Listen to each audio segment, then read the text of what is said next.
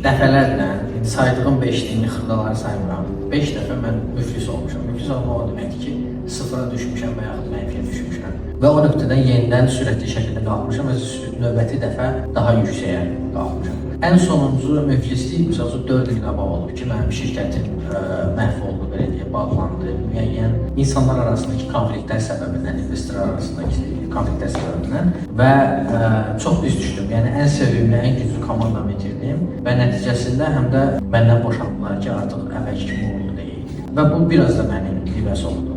İndi 4 il sonra gəlin baxaq nəticələrə. 4 ildən sonra mən hazırda dediyim kimi Dubayda 20 milyon dollar investisiya qaldırmışam və həmin o itirdiyim komandanın üzvlərinin hamısını Dubaya gətirmişəm. Komanda yeni komandadır. O həmin o sevdiyim komandanı bərpa eləmişəm və sevdiyim işlə məşğulam və daha böyük miqyasda məşğulam. Yenə də bunun səbəbi nədir? Eyni prinsiplə işləyir. Odur ki, sən əzələ inkişafı necə gedirsən, insan da inkişaf elə gedir. Əzələ inkişafı necə gedir? Sən qaldıra biləcəyin yükdən biraz artığını qaldırırsan və əzələlər zədələnir, qırılır, mikrotravma. Sonra həmin o zədələnmiş hissə bərpa olunanda orqanizm elə bərpa edir ki, onu biraz daha güclü bərpa edir ki, gələcəkdə qırılmasın. Sümük də elədi, əzələ də elədi, hamısı elədi. O çaplıq toxuması, hamısı elədi. O çaplıq toxuması ondan əvvəlki toxumadan daha güclü olur. İnsan da elədir, sən az-az zədələr almalısan və o zədəni bərpa eləməlisən ki, sonra elə güclü olasan ki, səni qırmaq üçün, sındırmaq üçün daha böyük zərbəyə ehtiyac olsun. Belə böyüyürsən.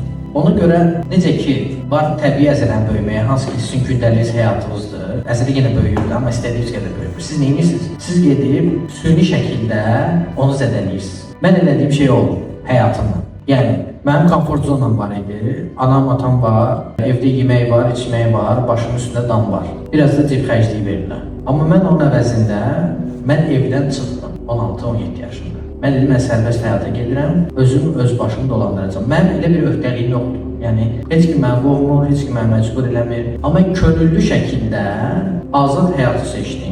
Və o azad həyat çətindir. Sən özün öz xərclərini ödəməlisən, kirayə verməlisən, pul qazanmalısan, hələ özü yatırım eləməlisən və s.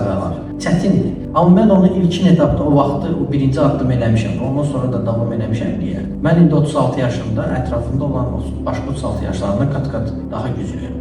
Yəni, məsələ odur, sən seçimin ola-ola, komfortda olmaq seçimin ola-ola, o komfortdan imtina edəsən.